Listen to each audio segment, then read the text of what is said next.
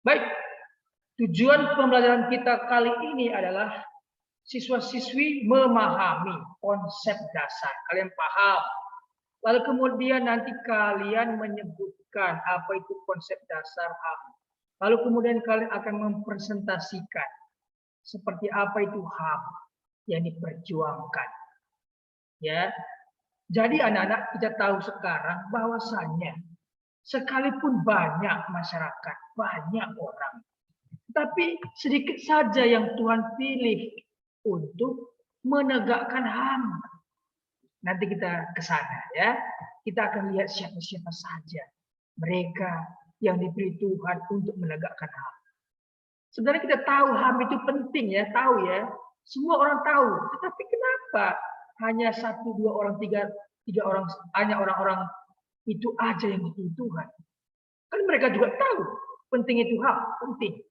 Tapi mereka lebih menonjol, lebih apa ya, lebih terpanggil, terbeban melihat kebutuhan HAM. Bahkan dia itu bukan orang dalam masalah itu ya, mungkin dia dari orang lain, mungkin dia dari negeri lain, ya, dia bela-belain datang ke sebuah negeri lain, tempat lain untuk memperjuangkan HAM misalnya. Seperti itu ya. Ada juga orang seperti itu. Bahkan dia ini sudah nyaman sebenarnya di negerinya, aman di sana.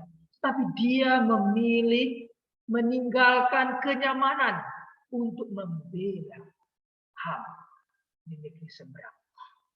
Kalau saya sih masih mikir. Ya, tetapi itulah ya beban hati tadi. Tidak kepada semua orang Tuhan beri. Setiap kita pasti ingin memberi orang, membantu orang. Setiap kita pasti punya hati. Tapi untuk melakukannya, itu makanya, ya, kalau ingin itu belum tentu melakukan. Tetapi kalau niat, ya niat kita, kalau kita niat dari hati, wah, itu tidak bisa dibendung. Niat itu apa sih? Sekalipun hujan, kalau niatnya untuk pergi, tembus. Apa itu hujan? Langsung jalan sekalipun hujan deras. Kalau niatnya sudah ada. Aku ingin ke gereja. Ingin, belum tentu berangkat itu. Tapi kalau udah niat, wah, niat itu ngeri. Jadi, itu kita harus hidupkan. Niatnya kita. Niat kita. Oke, kembali ke topik. Hal yang kalian perlu tahu adalah konsep dasarnya terlebih dahulu. Oke, ingat ya, HAM tidak pernah dilepaskan dari konsep dasarnya. Apa itu? Hak dan kewajiban. Kalau Anda mau menerima hak Anda, tentu ingat kewajiban Anda terlebih dahulu. Oke? Karena hak tanpa kewajiban adalah kesewenang-wenangan. Sebaliknya, kewajiban saja tanpa ada hak, tanpa ada upah, tanpa ada sesuatu yang kita terima dari kewajiban yang kita lakukan, itu perbudakan. Jadi anak-anak, etika Kristen menjelaskan bahwa kebebasan adalah hak. Itu hak kita, bebas. Sekalipun kita bebas, ada batasannya. Kita apa ya? Kita di bebas ini, tapi ada batasan. Ada batasannya. Masa aku kan bebas, jadi aku boleh bebas-bebas aja membuli orang, mengejek orang, memukul orang, nggak bisa. Kita memang bebas, tapi ada batasan. Bebasnya apa? Batasannya apa? Batasannya kita tidak boleh melanggar HAM orang, itu batasannya. Kita bebas secara HAM kita, tetapi kita tidak boleh melanggar HAM orang. Ketika ada orang membaca tulis, mungkin membaca, kita datang mengganggu, itu kan melanggar HAM dia. Hak dia kan membaca. Kita datang malah mengganggu. Kita bisa dikena sanksi karena kita sudah melakukan kebebasannya kita itu lepas kontrol, lepas kendali. Jadi setiap kita bebas, tetapi kita terbatas karena hak orang lain. Begitu ya, paham sampai sini ya? Jadi misalkan Evelyn atau Nicole mau mendesain baju, lalu kemudian desainnya itu mirip dengan orang lain. Nah, Alhasil orang itu mengatakan kamu plagiat, kamu itu menyontek karyaku. Itu kan kita sedang apa ya? Secara karya kita kan secara melanggar hak cipta, begitu, melanggar. Tidak boleh sama plagiat dan sebagainya. Sekalipun hak kita. Tapi kalau sudah serupa tidak boleh. Jadi ada batasannya. Sekalipun kita bebas mau bikin apapun, aku bebas mau ngikut ini, mau ngikut itu, terserah. Tetapi pada akhirnya kita harus punya pendirian masing-masing. Dan tidak boleh melanggar hak orang lain. Itu dalam manusia, di dalam karya tidak boleh melanggar hak cipta. Dalam sebuah karya tidak boleh melanggar namanya komunitas yang sudah ada. Ya, kalau dalam YouTube itu ada dua hal yang tidak boleh dilanggar. Pertama hak cipta, kedua komunitas. Oke ya, itu dia. Jadi anak-anak, demikian juga dalam kehidupan. Kita bebas tapi dibatasi oleh hak orang lain. Baik. Dan taat artinya wajib. Artinya apa itu? Ya, kalau kita mau mendapatkan hak kita, kita harus taat melakukan kewajiban kita. Jangan kita hanya seadanya kita kerjakan apa yang menjadi kewajiban kita, maka kita berhak mendapat hak kita. Seperti di sekolah ya, kalian kewajibannya adalah ya, membayar SPP, kemudian kalian juga datang ke sekolah, taat dengan sistem yang ada di sekolah. Ya, 7:30 sudah ada di sekolah, misalkan begitu, menggunakan pakaian yang sudah disediakan dan sebagainya. Taat. Kalau melanggar, pasti kalian tidak mendapat hak, mungkin akan diusir atau dipulangkan dan sebagainya. Jadi hak dan kewajiban itu harus seimbang.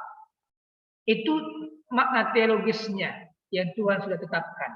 Tidak boleh melanggar hak kodrat ini. Sekalipun dia majikan, sekalipun dia adalah tuan, sekalipun dia adalah penguasa, pemerintah. Kalau dia punya anggota dan anggota itu harus digaji. Pemerintah ini pun, majikan ini pun harus memberikan hak kepada anggotanya, yaitu gaji. Kalau dia tidak dibayar, maka dia bisa berhubungan dengan Tuhan. Dalam artian dia menjadi lawan dari Tuhan. Jadi ini harus seimbang. Kalau kita tidak lakukan itu, maka Tuhanlah yang menjadi lawan kita. Tidak ada tanggung jawab tanpa ketaatan. Tetapi juga tidak ada tanggung jawab tanpa kebebasan. Artinya apa ini? Ya, kita dengan tanggung jawab melakukan ketaatan itu. Ya, tanggung jawab. Artinya kewajiban kita ke sekolah. Kita bertanggung jawab sampai jam 3 pulang. Ya tanggung jawab sampai jam 3 kerjakan tugas-tugas. Tanggung jawab kita seluruh sistemnya kita bertanggung jawab. Lalu kemudian juga tidak ada tanggung jawab tanpa bebas. Diberikan kebebasan kepada kita. Kebebasan, aku mau mengerjakannya jam sekian, bebas dan mengerjakannya. Tapi tetap tidak terikat dengan tanggung jawab. Harus mengerjakannya. Misalkan nanti ada tugas individu membuat sesuatu. Ya. Kalian bebas.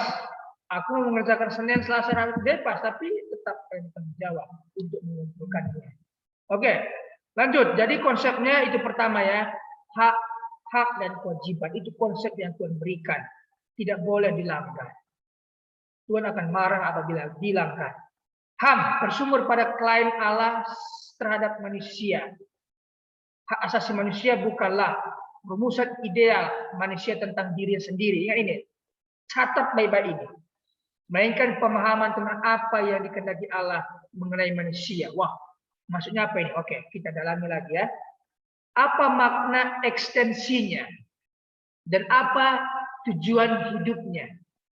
Dari perspektif Allah, berdasarkan kebenaran di atas, maka harus menolak dua kecenderungan yang agak lazim mengenai sikap terhadap HAM. Ya, jadi HAM itu muncul tidak hanya dari Allah saja, ya, tidak hanya dari Allah saja. Memang fundamental dari Allah, ya, HAM dari Allah, tetapi tidak semata-mata dari Allah, tetapi ada juga dari manusia. Mari kita lihat. Dikatakan kita harus menolak dua kecenderungan yang agak lazim mengenai sikap terhadap HAM, yaitu sikap yang membuat pengalaman historis. Tidak boleh hanya pengalaman historis manusia menjadi sumber titik tolak satu-satunya untuk merumuskan HAM. Tidak boleh. Ya, memang HAM itu muncul karena histori. Karena peristiwa-peristiwa begitu, karena perbudakan begitu, kemudian ada orang yang memperjuangkan HAM, lalu kemudian terjadilah rumusan HAM. HAM itu artinya hak hidup, hak bernafas, hak makan, hak begini. Itu tercipta karena histori, karena peristiwa yang sudah peristiwa panjang. Jadi dirumuskanlah bahwa HAM ini begini sampai 30 waktu itu kita lihat ya, rumusan HAM dunia. Ya, 10 Desember itu. Dirumuskan ada 30 HAM. Tetapi semata-mata HAM atau rumusan HAM itu tidak boleh hanya karena histori. Oke, tidak hanya semata-matanya satu-satunya histori pengalaman manusia, tidak. Tetapi ada lagi yang satu, sikap yang mutlak. Ini juga tidak boleh. Sikap yang mutlak perumusan tertentu, seolah-olah ia identik dengan klaim atau kehendak Allah, dan oleh karena itu diklaim sebagai mutlak dan berlaku universal. Ini juga tidak boleh. Jadi memang itu diberikan oleh Tuhan secara universal. Setiap manusia dalam kandungan itu sudah dihitung Tuhan. Sama dengan di China, Jepang itu hitungan lahir itu sudah sejak dari kandungan. Tidak di Indonesia kan sejak gitu ya, sejak lahir, oh jam sekian, oh tanggal sekian, oh ini tanggal lahirnya. Patok tanggal lahirnya segitu, lahir ke dunia. Tapi di mata Tuhan itu sudah bertemunya sperma dan ovarium dari satu, dan di USG kelihatan sudah ada. Saat itu sudah dihitung Tuhan. Hari pertama dia ada di dunia.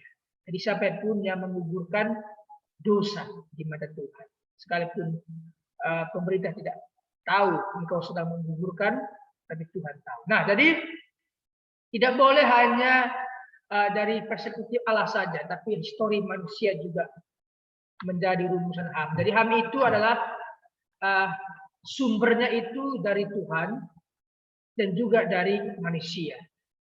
Oke ya, dari histori manusia. Itu HAM. Jadi konsep dasar HAM itu munculnya dari Tuhan dan manusia. Paham ya? Dari sejarah manusia. Baik, sekarang kita maju kepada hak asasi manusia dalam anugerah Allah. HAM adalah anugerah Allah. Kita masuk kepada hal ini. Saya harapkan kalian sudah paham ya, paham tentang konsep dasar teologis HAM. Oke, sekali lagi, itu berbicara mengenai hak dan kewajiban, dan juga berbicara mengenai asal-usulnya, bahwasanya HAM itu dari Tuhan dan manusia. Tidak boleh kita patokkan hanya dari manusia, juga tidak boleh kita katakan tolak ukurnya titik satu-satunya dari Tuhan. Tidak. Harus dari kedua ini, ya, Tuhan dan manusia. Apakah hewan punya HAM? Enggaklah, hak asasi manusia. Tapi hewan pun sudah dibuat perlindungannya. Siapa yang dibunuh dan sebagainya ada hak hukum undang-undangnya. Apalagi hewan yang langka ya, hewan yang dipelihara negara tidak boleh dibunuh ataupun dan sebagainya. Oke. HAM adalah anugerah Allah. Mari kita cek ya. Di sini saya akan memberikan 2 contoh saja dari Alkitab. Lalu kemudian di sini kita akan selesai. Kita tidak usah panjang-panjang ya hari ini. Di sini kita selesai nanti. Baik, mari kita lihat dulu. HAM adalah anugerah Allah. Mari kita cek.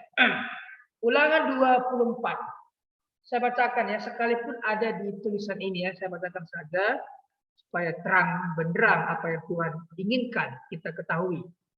Dalam Ulangan 24, Tuhan sudah mengingatkan kita tentang HAM itu adalah anugerah Allah. Ini anugerah Allah tentang apa nih? Dari Allah ya. Baik, saya bacakan. 14. Janganlah engkau memeras pekerja harian yang miskin dan menderita. Artinya jangan memeras, jangan hanya kita minta kewajibannya kita saja, jangan memeras. Baik ia saudaramu maupun seorang asing yang ada di negerimu, di dalam tempatmu. Pada hari itu juga haruslah engkau membayar upahnya sebelum matahari terbenam. Ia mengharapkannya. Wah, kalau Tuhan mengatakan ia mengharapkannya berarti kalau kita nggak penuhi, lawan kita bukan manusia, tetapi Tuhan. Ia mengharapkannya karena ia orang miskin. Ingat anak-anak ya, orang yang miskin, orang yang yatim piatu seperti Bapak ya. Bapak ini orang yatim nih. Bapak saya sudah meninggal. Ya, saya orang yatim. Jadi jangan main-main. Doanya itu kalau dia berdoa memberikan. Orang yang sedang menderita, orang yang miskin, orang yang apalagi yatim piatu ya, punya ayah, punya ibu, wah susah itu. Kalau kita peras, kalau kita maki, kita jelekin, dia berdoa kepada Tuhan, bisa. Dan supaya ia jangan berseru kepada Tuhan mengenai engkau dan hal itu menjadi dosa bagimu. Wah, baik kita orang yang yatim piatu, orang miskin kita kasihlah. Ya, sekalipun kita tahu kita butuh, tapi berikanlah kepada mereka. Kalau kita beri kepada mereka, anak-anak, ya ingat ini. Mereka mengucap syukur kepada Tuhan. Tuhan terima kasih. Aku diberikan berkat hari ini. Tuhan berkati Pak John yang sudah memberkatiku. Tuhan berkati Veron yang sudah memberkatiku. Oh Tuhan, Tuhan memberkati. Mungkin dia nggak tahu nama kita. Tuhan memberkati Bapak itu. Oh Tuhan, Tuhan dengarkan doa mereka. Kenapa? Karena mereka bilangan daripada orang yang menderita. Kalau kita pelihara mereka, wah, berkat kita itu seperti apa ya? Setiap penjuru mata angin dari utara, selatan, barat, timur dibukakan Tuhan tingkat-tingkat langit. Tidak hanya dibukakan, dibuat Tuhan. Dibuka, lalu kemudian dibuatnya sendiri. Jalan berkat buat kalian. Itu artinya mengoyakkan. Kalau engkau memberikan kepada mereka. Nah, jadi Tuhan mengingatkan kepada kita sebagai pekerja, sebagai ini ya. Ini juga kepada Tuhan ya, para Tuhan yang mempunyai pekerja harian, bekerja sebagai buruh upah di tempat kita. Di sini para Tuhan diingatkan tentang kewajiban mereka. Para Tuhan kewajibannya adalah memberikan upah, memberikan perlindungan pekerja. Kalau kalian bekerja perusahaan, maka ada BPJS ketenagakerjaan, ada BPJS kesehatan. Diberikan itu untuk jaminan keamanan. Sekarang kecelakaan di jalan, Anda ada BPJS ketenagakerjaan dan kesehatan. Itu harus. Ya, itu Tuhan harus nanti kalian pengusaha ingat itu. Pekerja-pekerja kalian harus dipastikan mendapat perlindungan. Tidak memeras dan tidak memperlakukan para pekerja secara menang-menang. Ya, kerja-kerja, lembur dikasih uang tambahan. Jangan minta lembur terus tapi gaji tidak pernah tambah. Mereka pun harus membayar upah para pekerja. Ini ya, ini konsep kehidupan. Ya, konsep kehidupan. Kalau tidak demikian ini, para tuan tanah yang gagal menjalankan peraturan ini harus menanggung hukuman Tuhan karena perbuatan mereka itu dianggap sebagai dosa di mata Tuhan. Kalau kita tidak memberikan upah pada waktunya, kita dosa di mata Tuhan. Wow. Kalau Tuhan sudah menjadi lawan kita, sudahlah, tidak tunggu lama. Perusahaan itu tutup dan bangkrut, itu pasti. Apalagi kita sombong, weh, papa aku kaya raya. 4P, bukan PC, 4 generasi ya. Generasi pertama yang membangun, generasi kedua menikmati, generasi ketiga menghabiskan, generasi keempat menghancurkan atau menyediakan, hilang semua. Ini sistem ini saya ambil dari sistem Tionghoa yang disampaikan oleh Bapak Kepala saya. 4. Biasanya generasi pertama itu membangun, kedua menikmati, ketiga menghabiskan, keempat menghancurkan. Jadi janganlah sampai seperti itu. Generasi kita harus naik, bukan turun. Naik terus, berkembang terus. Ya, dengan menjaga ini, berikan upah, tidak sombong. Baik, sekarang kita lihat di 1 Korintus pasal 12. Supaya kita mengerti HAM menurut anugerah Allah. Ya. 1 Korintus 12 ayat 12 dan 13.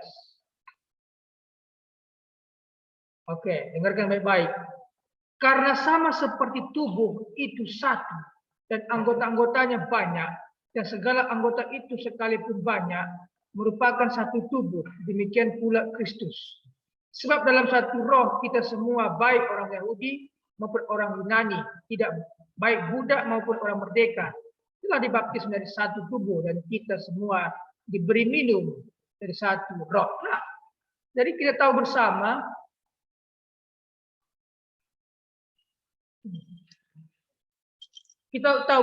anak-anak, kita ini satu roh, ya. Artinya apa ini? Artinya apa? Jadi seperti HAM tadi ya, Tuhan mengingatkan kita ini satu. Kita satu kesatuan. Baik itu apapun agamamu, Tuhan tidak pernah memandang agama. Agama apapun tidak selamat ya. Udahlah. Agama pun tidak selamat, hanya Tuhan yang menyelamatkan kita. Jadi kembali kepada topik. Jadi kita ini anggota semua. Yang namanya kita anggota, bolehkah kita saling mengejek, mengata-ngatai, memiso, apa itu, mengejek orang, mengatakan anjing, monyet, apa itu lagi, apa itu, dan sebagainya lah ya. Nggak boleh. Ini jelas Tuhan mengatakan kita ini satu tubuh. Kita harus saling saling menjaga HAM masing-masing. Orang itu punya HAM-nya, kita nggak boleh melanggar HAM mereka dengan menindas mereka, dengan memaksa mereka, dengan memperlakukan dan sebagainya. Oke? Jadi Tuhan mengingatkan kita satu komunitas. Setiap manusia kita satu komunitas. Apapun agamanya, budayanya, rasnya, warna kulitnya, golongannya, sukunya, apapun itu. Kita komunitas di mana Tuhan kita sama. Oke? Jadi kita saling menjaga HAM. Ayat-ayat ini menekankan pentingnya hidup sebagai orang-orang yang mengaku dirinya sebagai pengikut Kristus. Mereka sedia hidup dalam satu komunitas. Oke? Di mana prinsip keadilan dan kesetaraan ini. Keadilan dan kesetaraan kita sama. Dan kita harus berlaku adil kepada orang lain. Tidak boleh memaksa. Apa artinya? Tidak boleh kita memaksakan HAM kita kepada orang lain. Tidak boleh. Ya? Hal itu berarti para pengikut Kristus dipanggil bukan hanya untuk memperjuangkan hak-haknya secara individu, tapi secara komunitas. Oke ya, jadi kita harus memperjuangkan komunitas. Seperti yang saya bilang tadi, satu cerita ya,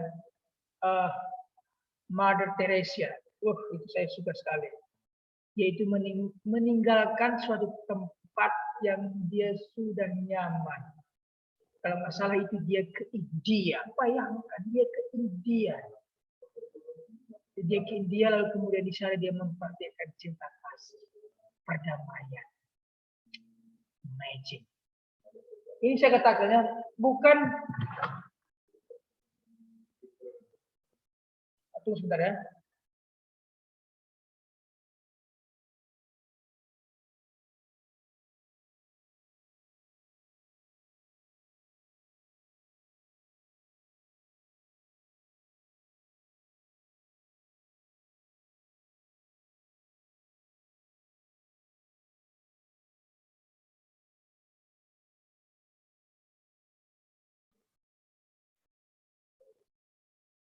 Oke, kembali ke topik ya.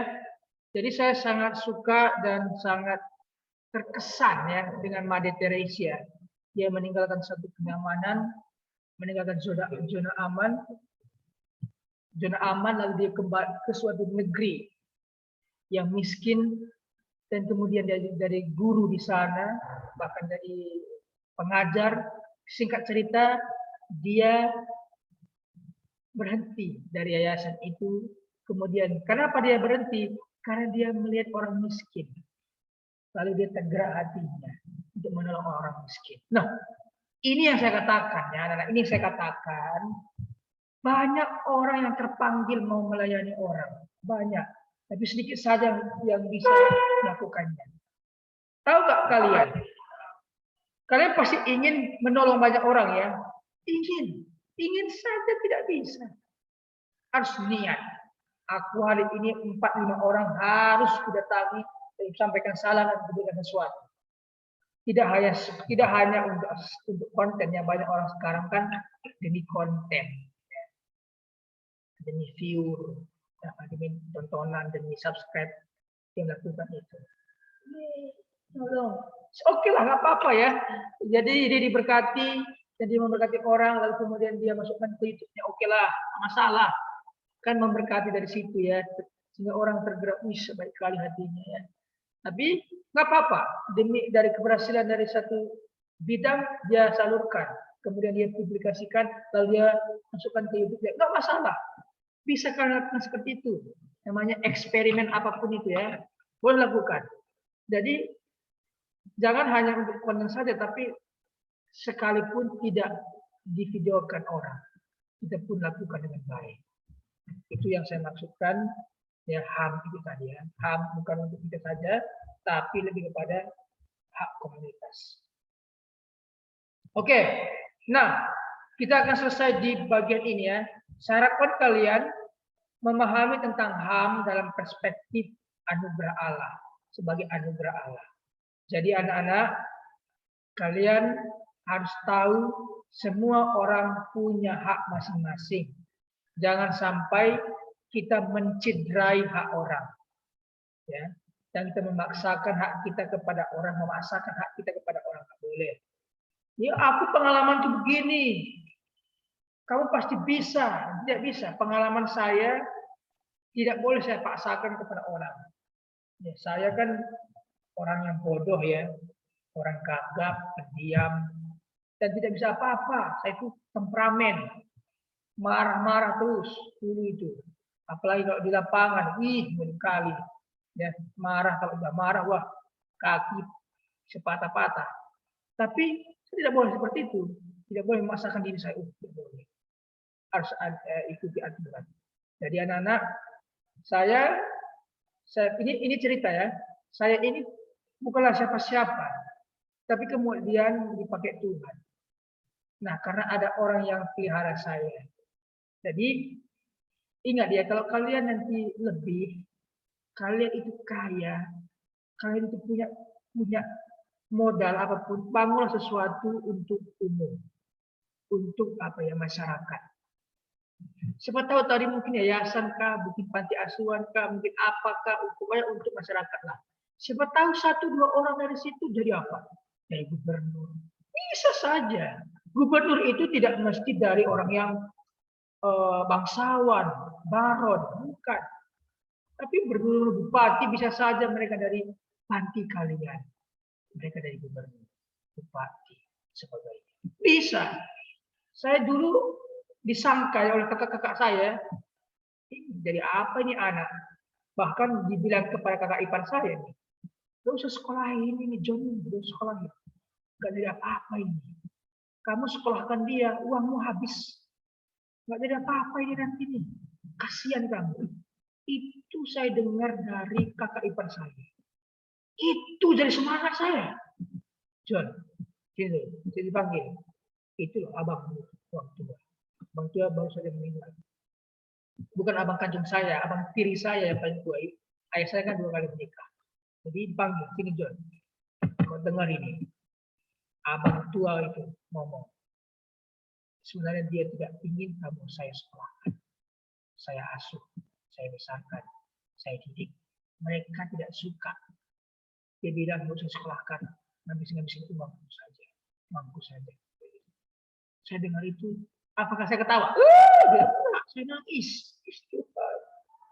Kok seperti itu? Kok Saya nggak disenangi. Saya kok nggak diterima ini oleh kakak abang saya sendiri. Kakak tua dari istri pertama saya. Saya marah dalam hati saya. Saya harus berhasil. Itu yang membuat tekad saya semangat. Saya harus berhasil. Saya harus berjuang. Makanya tangan saya ini, kalau kalian bersalaman dengan saya, dulu ya habis nih. Habis di sini. Keras. Itu makanya saya memang keras. Kaki, tangan, kepala semua keras. Jadi kalau di lapangan, kalau kalian tahu saya di lapangan, adu kaki, habis. Karena dulu keras saya. Keras. Kerjaan keras. Jadi keras memang. Kalau kalian David habis itu. David saya pemain bola hebat begitu. Ketemu sama saya habis. Dulu. Sekarang saya sudah nggak bisa lagi seperti itu. Kenapa? Karena perjuangan saya dulu. Karena kakak tertua saya berkata, ini sekolah ini dari papa ini. Nggak bisa berhasil ini. Menghabiskan uangmu saja. Itu membuat saya semangat. Sampai hari ini. Kalimat itu tidak pernah saya lupakan. Sekalipun abang saya sudah meninggal, abang kakak tua saya, kakak ibu saya, sudah meninggal sebenarnya. Dari istri pertama ayah saya, 3 anaknya di situ laki-laki semua meninggal semua. Tapi saya sempat ketemu sama dia. Saya sudah legowo, sudah lepaskan pengampunan. Jadi saya juga berterima kasih dalam satu sisi, karena saya bisa bangkit karena kalimat-kalimat itu. Ada orang akan frustasi dengan kalimat itu, tapi saya memilih kalimat itu untuk semangat. Oke, saya akan menjelaskan. Kemudian saya akan memberikan tugas secara individu kepada kalian. Ya, nah, jadi saya akan menjelaskan ini terlebih dahulu. Tugas kalian nantinya adalah kalian mencari salah satu tokoh, seperti yang saya ceritakan tadi, Mother Teresa. Itu salah satu tokoh dunia. Ya, nanti kalian pilih satu tokoh lah, mungkin Indonesia atau di luar Indonesia. Pilih satu tokoh yang memperjuangkan HAM. Oke, nanti saya jelaskan bagaimana tugasnya ya. Tapi saya sampaikan dulu yang ini. Nah, ini tokoh-tokoh dalam Alkitab yang memperjuangkan HAM. Mereka ini tidak semua orang Israel. Ini ada perempuan Syro-Fenisia, bukan orang Israel, yang dianggap anjing. Ini perempuan ini. Baca nanti ya di tahu. Anjing dianggap Tuhan ini. Bayangkan. Apakah karena kalimat itu dia frustasi untuk tidak meminta kepada Tuhan? Oke, kita mulai dari atas dulu ya. Musa, dia memperjuangkan HAM. Ceritanya pada waktu itu Musa ya 40 tahun disekolahkan oleh Mesir. Ya, Firaun Mesir. 40 tahun disekolahkan. Kemudian dididik dan dibesarkan 40 tahun ya. Kemudian dia dibesarkan 40 tahun, kemudian disekolahkan sampai 40 tahun dia harus keluar dari Mesir. 40 tahun dia keluar dari Mesir karena dia membunuh satu orang. Ya, kemudian dia mengembara. Jadi apa?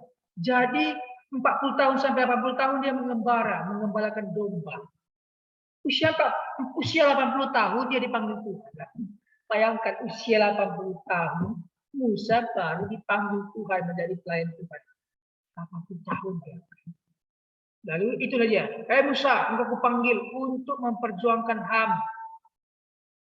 Rakyatku Israel di Mesir. Rakyatku di Israel itu diperbudak. Rakyatku Israel itu diperdaya oleh Firaun di Mesir. Mereka sangat tertindas. Musa, kamu kupilih untuk membebaskan rakyatku di Israel. Apa kata Musa? Tuhan, aku nggak pandai berbicara. Nggak pandai bicara, Tuhan. Aku nggak bisa apa-apa. Meskipun intelektualku pintar, Tuhan. Karena aku disekolahkan oleh Firaun. Tapi aku nggak pandai bicara. Sama seperti saya. Jadi, apakah Tuhan akan diam? Oke, kalau begitu saya pilih narasumber, bukan narasumber apa ya, yang akan mendampingimu menjadi lidah, gitu ya, pembicara, gitu. Yaitu kakakmu sendiri, Harun. Oke, kamu dengan Harun akan ke Mesir. Dia akan jadi pembicara. Engkau yang akan kusampaikan berita, kemudian kau sampaikan ke Harun menyampaikan. Oke. Berangkat 80 tahun usia mereka, dan Mesir membebaskan bangsa Israel. Nah, selama itu dia membebaskan. Oke, dia perjuangkan, akhirnya bangsa Israel bebas dari perbudakan di Mesir, keluar dari Mesir dengan 10 tulah, dengan berbagai-bagainya. Ini Musa dipakai Tuhan. Kenapa tidak yang lain? Bahkan Musa pernah membunuh. Musa pernah membunuh. Musa itu parah. Tapi dia dipakai Tuhan. Jadi ingat anak-anak, banyak orang tetapi sedikit yang dipilih Tuhan. Ingat itu. Apakah kalian salah satunya? Ya, ini Musa dipilih Tuhan untuk membebaskan bangsa Israel. Kemudian bangsa Israel keluar dari Mesir, lalu oleh Yosua bangsa Israel kepada tanah perjuangan di tanah Kanaan.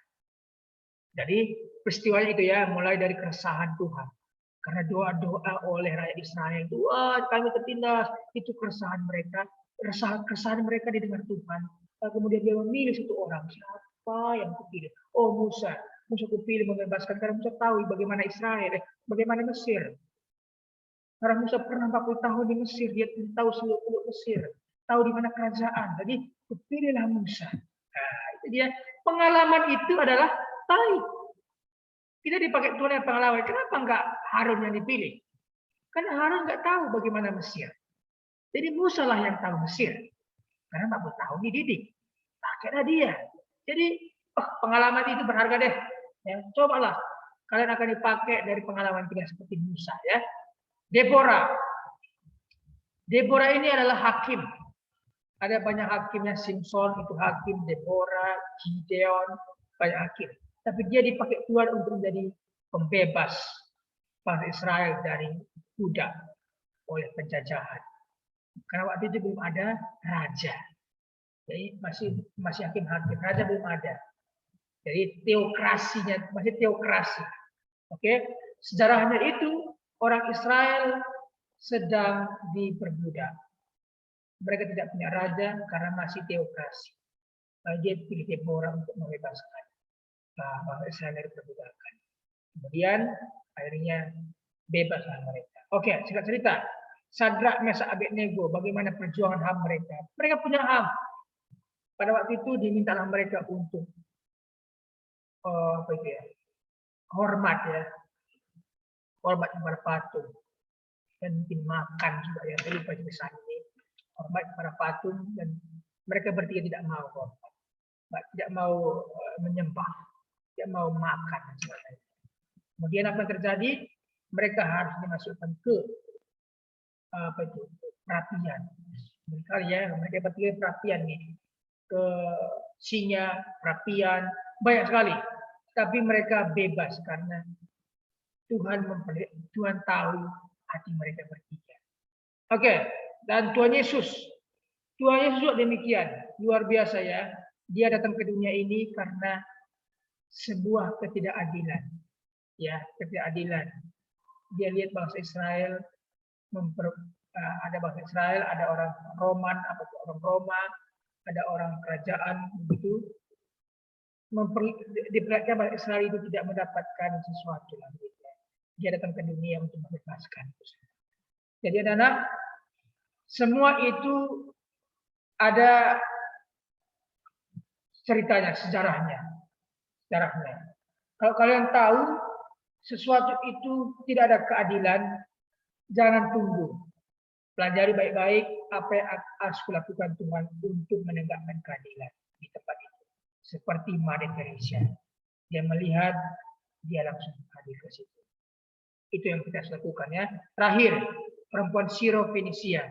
Ini perempuan ini bukan orang Israel, dia sudah disebut anjing, ya, tidak baik, remah-remah, diambil oleh anjing. Itu kata Tuhan. Apa kata perempuan ini? Tuhan,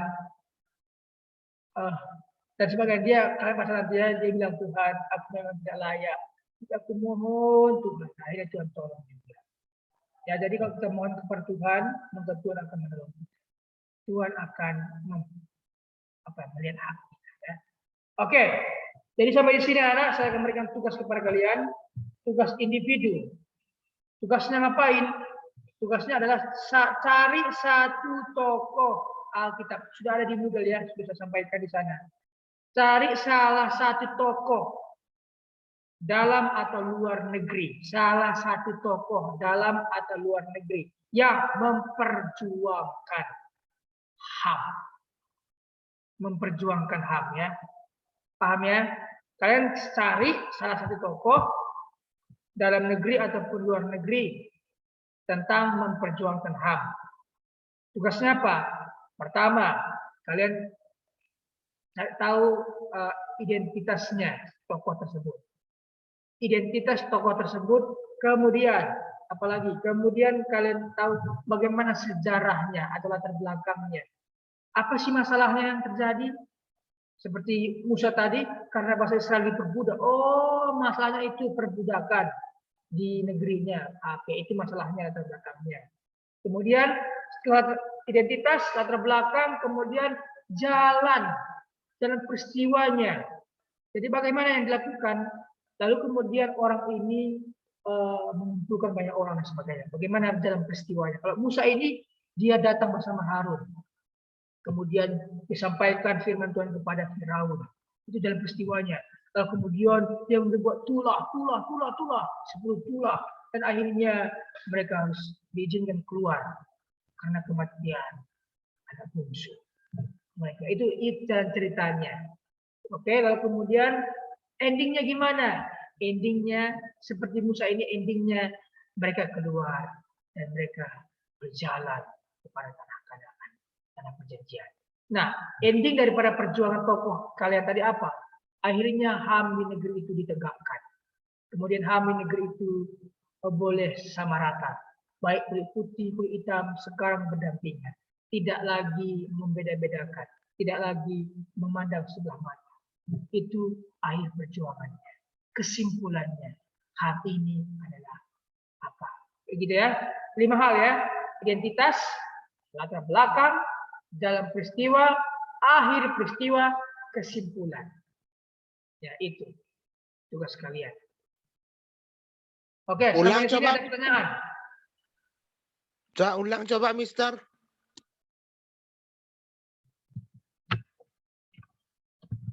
Bagaimana? Ulang coba, Mister. Saya nggak nangkap. Oke, kalian membuat tugas. Tugasnya adalah mencari salah satu tokoh di dalam negeri atau di luar negeri. Di Moodle ada saya sampaikan ya, tapi saya sampaikan lagi secara voice di sini. Mencari salah satu tokoh luar, dalam atau luar negeri. Oke, saya cari tokoh apa? Tokoh yang memperjuangkan HAM ya.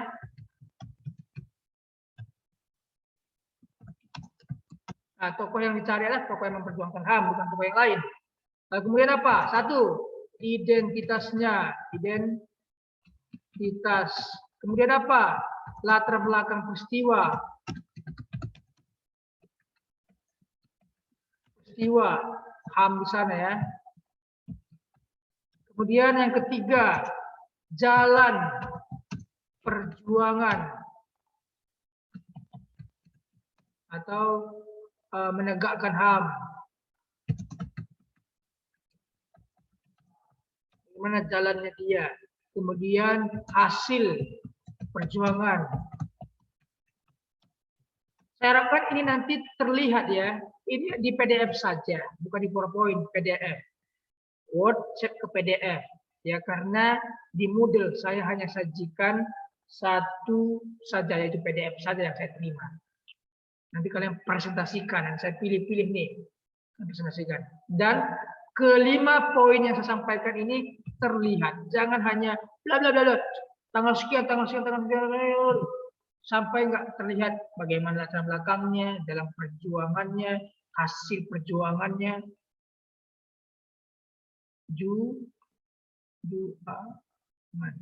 dan kesimpulan. Semua sudah ya, saya harapkan kalian sudah dewasa.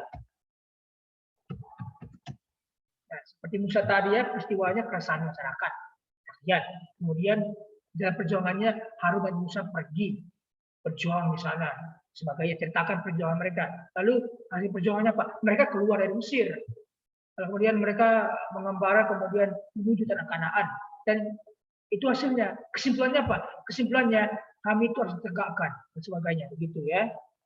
Itu ada di kolom chat.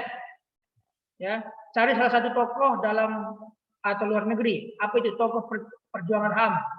Identitasnya, latar belakang peristiwa, dalam perjuangan, hasil perjuangan, kesimpulan. Boleh nggak satu halaman saja? Boleh. Boleh nggak 5 halaman? Boleh. Berbentuk PDF. Nah, kalau ada buat PowerPoint, set ke PDF. Ya, oke, boleh. Yang mana aja, pokoknya di PDF. Paham ya? Kalian udah dewasa, pasti kalian mengerti apa yang saya sampaikan. Tugas yang saya sampaikan ini. Sampai di sini paham? Mister mau tanya, tokonya tokoh terkenal, Mister? Nggak harus terkenal. Ya. Tidak harus terkenal. Baik, yang penting dia perjuangan HAM-nya. Meskipun kecil, meskipun ada di desanya, meskipun ada di kecamatan saja, di kota, ya tidak mesti wah gitu tidak ya. Tapi ingat ini harus ada ya identitas ini plus foto ya kalau bisa ya supaya kita tahu mukanya ya. Di identitas itu disajikan fotonya, paham ya? Supaya mungkin Bapak nggak terlalu familiar dengan tokoh itu. Oh ini tokohnya. Bapak juga belajar. Oke sampai di sini paham anak-anak? Minggu depan sudah ada ini kita presentasi. Kalian yang akan presentasi minggu depan. Sampaikan saja dengan cepat. Ini identitasnya, begini latar belakangnya Pak, begini. Oke. 1, 2, 3 kalau sampaikan latar belakang, oke. Lalu bagaimana perjuangannya? Kalau dia berjuang begini. Tidak usah tahun begini. Kota begini, kota nggak usah. Nanti perjuangannya bagaimana Pak? Ini. Lalu kemudian hasil perjuangannya begini, oke. Kesimpulan begini, langsung aja. Selama-lama. Ya, saya harapkan tidak boleh ada kalian banyak sekali copy paste panjang sekali akhirnya. Kalian ambil internet boleh cari tapi kalian langsung masukkan ke poin-poin ini. Identitas, latar belakang, dalam perjuangan, hasil perjuangan, kesimpulan, kop selesai. 1 halaman boleh, boleh. Yang penting kelima poin ini jelas terlihat. Oke ya, paham ya? Baik, saya kira sampai di sini. Kalau mau bertanya silahkan. Ada yang mau bertanya? Bentuk PDF, Pak. Ya. Set ke PDF ya. Deadline-nya itu minggu depan sudah dipresentasikan. Berarti ini 8 tambah 7 itu 15. Tanggal 14 itu akhir pengumpulan. Jadi kan ada tanggal-tanggalnya. Nanti saya buat di PDF di Moodle itu. Udah ya gini aja tanggal 15 akhir pengumpulan tanggal 15. Saya berikan sampai seminggu penuh. Tanggal 15 akhir pengumpulan. Jam berapa? Ya, jam 8 udah kita mulai. Ya, nunggu semua. Tanggal 15 jam 8 batas pengumpulan. Langsung nanti dipresentasikan. Kalau bisa sebelum tanggal itu supaya saya bisa cek dulu. Oh, ya saya pilih. Siapa saja yang akan saya pilih begitu. Kalau bisa. Kalian tanggal 15 kalian kumpul, saya nggak tahu isinya. Tapi kalau saya tahu isinya, saya bisa tentukan siapa saja. Oke, sekian terlebih dahulu. Silakan buka kameranya.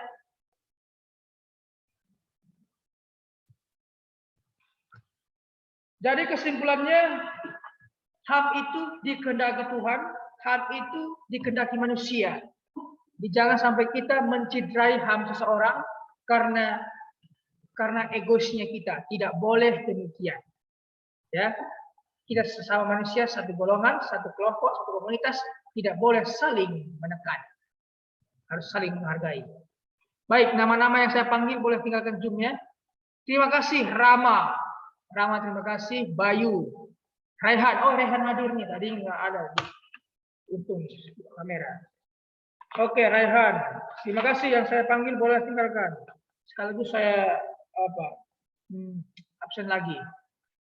Jovita, terima kasih. Abde ya tadi pagi ya ada tadi. Panggil belum ada suara. Oke, terima kasih Abde. Oke, siapa ya? Aldi, terima kasih. Michelle Anastasia, Virgin, Matthew. Thank you Matthew, hadir ya. Tadi hadir ya. Oke. Eva, terima kasih. Serafim, terima kasih. Ferin, Serafim. Michelle, anak Angel ya. Angel tadi bermasalah ya. Oke, thank you Michelle. Angel. Bulan, Mikaela, Kevin, Yoni yang saya panggil baru tinggalkan meeting. Tristan, Nicole, Nicholas, Eva, Evelyn saya. Evelyn, Bulan, Flo, terima kasih. Oh, Vincent hadir ya di sekolah. Oke, terima kasih semua ya. Rama, Anya, Galang, Marcel, Alvin, Vincent. Satu yang nggak hadir. Tegar. Alvin hadir. Oke, terima kasih semua. God bless you. Tuhan memberkati.